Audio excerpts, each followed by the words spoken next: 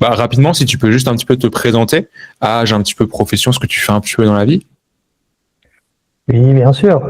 Je m'appelle Josbani González. Je suis suisse, mais d'origine cubaine. Je suis horloger de profession. Je suis chef lampin dans les Soachourou. Et voilà, ça fait à peu près pour plus de 20 ans que j'habite ici en Suisse. Yes. Et ça fait, tu vois, avant de rejoindre un petit peu l'accompagnement, ça faisait combien de temps que toi c'était pertinent le côté investissement en bourse et que tu réfléchissais justement à vouloir investir? Ça fait un petit moment que j'ai regardé un peu la bourse. Ça commençait plutôt du côté, comment dire, des développements personnels. Ça Ouais. commençait de ce côté-là, commençait un peu avec la santé, à lire des livres, et après les finances un peu. Et petit à petit, j'ai compris que voilà que l'argent dans les comptes en banque, c'est pas très judicieux de l'avoir. Ouais, c'est pas l'idéal. Et là, j'ai regardé un petit peu, comme on fait tout le monde, tous les débutants, regarder les vidéos en Internet, mais il n'y avait rien vraiment que c'était très concret à la Suisse. Ouais, je vois. Et c'est là que j'étais découvert. Et voilà, ça a commencé un petit peu comme ça, oui. Ouais, je vois. Et toi, tu avais déjà, tu vois, avant de, bah, justement, peut-être de découvrir la chaîne YouTube, ou bien de rejoindre justement l'accompagnement, tu avais déjà essayé des solutions, des alternatives pour commencer à investir en bourse par toi-même? J'avais mes petites idées, non, mais quand on ne connaît pas très bien, on a la peur. Et ça, c'est un facteur Ouais. psychologique que c'est très difficile d'arriver à les vaincre pour Mhm. soi-même. Et oui, il y a des personnes qui l'ont fait, j'imagine que toi l'as fait, non? Mais je ne trouvais pas la connexion entre mon envie, Mhm. et passer à l'action. Et c'est là que j'ai Il, trouvé.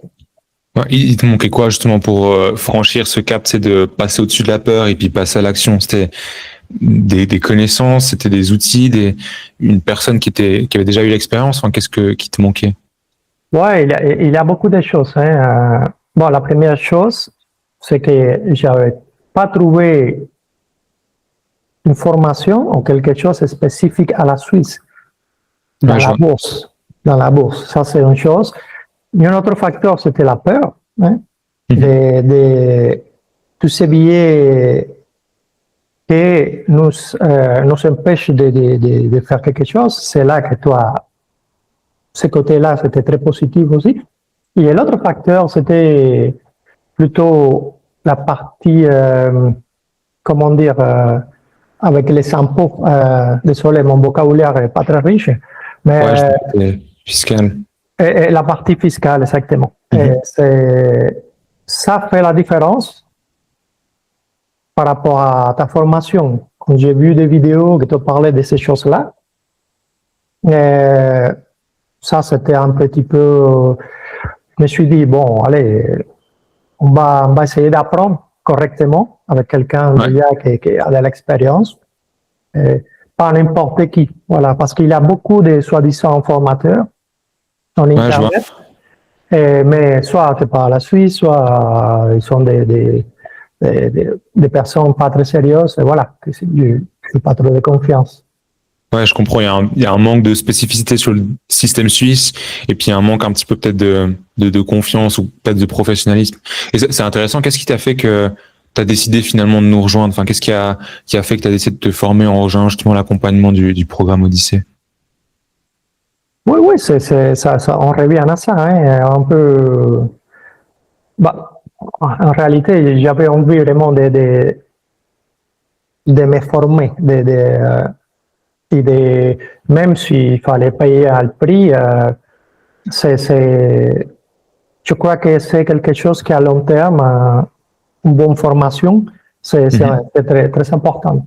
pas aller et commencer et perdre de l'argent ou pas, mais faire les choses à l'aveugle sans réfléchir. Toi, tu as un système très intéressant et qui commence déjà avec la partie financière et la partie personnelle, et ça m'a beaucoup motivé, ces parties-là. Ok. Quand tu dis la partie personnelle, juste pour comprendre, tu fais allusion à quoi? Là, et surtout, la partie des finances personnelles, je crois que c'est bien fait, c'est pas comme ça, petit à petit. Et on rentre pas tout de suite dans les sujets, acheter des actions. Il y a un processus que je trouve que c'est très intéressant et très enrichissant. Ça nous Ouais, aide il y a un process, ouais, je vois. ouais, ça nous aide à perdre la peur. Parce que je crois que la peur, c'est quand on ne connaît pas qu'est-ce que c'est la bourse, une des principales raisons que les gens ne se mettent pas là-dedans, c'est la peur. Parce que Ouais, je vois. c'est un monde complètement inconnu, et c'est vrai, la volatilité et toutes ces choses-là.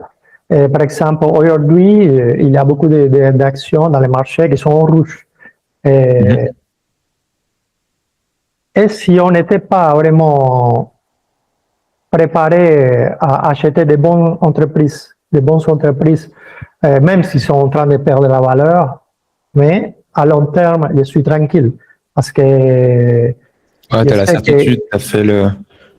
Ouais. qu'on a perdu la peur, on a bien analysé, on a cherché des bons fondamentaux et ça rassure. Mais quand on ne Ouais, je connaît vois. pas ça, on n'ose pas. Voilà. Ouais, bien sûr, tu restes un peu figé justement par cette peur et puis c'est ce côté un peu analyse et puis connaissance qui vient te permettre d'outrepasser ça. Et tu vois, c'est intéressant parce que durant l'accompagnement, toi, qu'est-ce que t'as préféré ou qu'est-ce qui t'a le plus aidé justement durant le programme? Bon, je crois que tout c'est intéressant. Hein. C'est vrai que je ne m'attendais pas trop à la partie finance personnelle au début, mais c'est très, très correct ça, parce que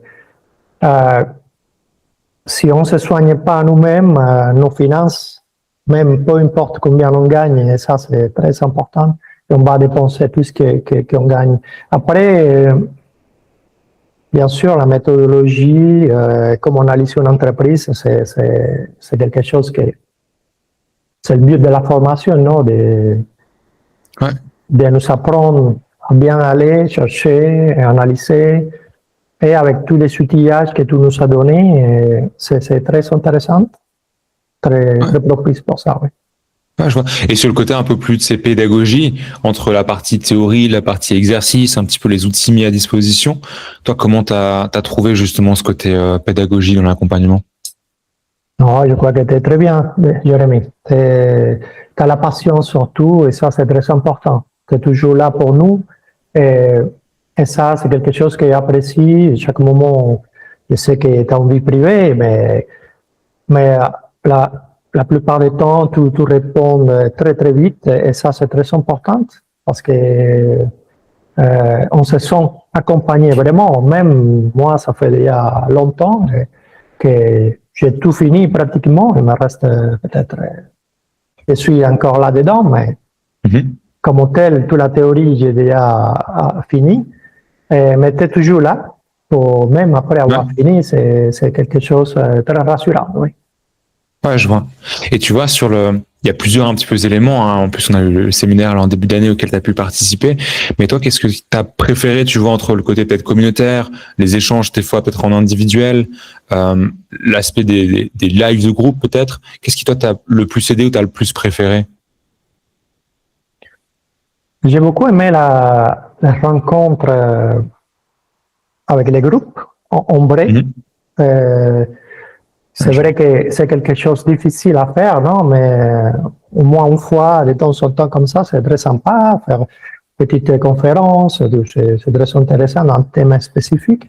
Et après, on se connaît un peu les gens. Je crois que ce côté humain, c'est très intéressant. Après, oui, les conférences vidéo aussi, c'est très intéressant. Mais bon, c'est déjà plutôt le temps que chaque personne a.